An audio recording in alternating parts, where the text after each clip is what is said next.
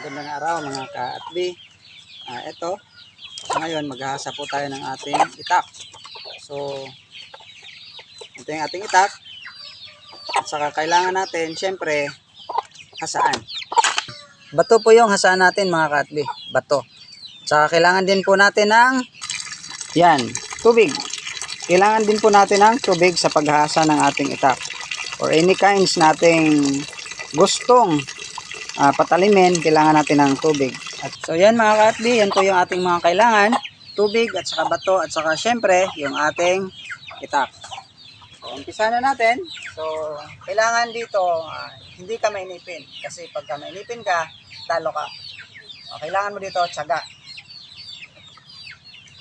Basahin muna natin yung ating bato saka yung ating itak.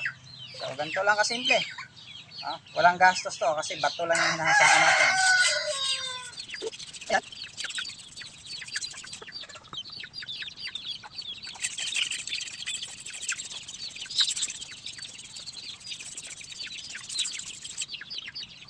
Yun, unti nang pumuputi oh.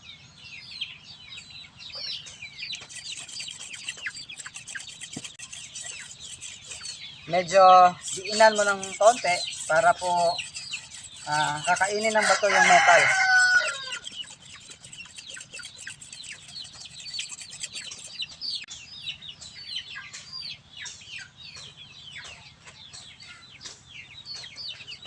Ayan. As you can see, pumuti po yung nadaanan ng bato. So ayan, medyo na, pero mapurol pa rin.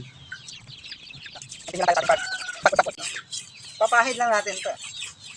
Pahid-pahid lang to.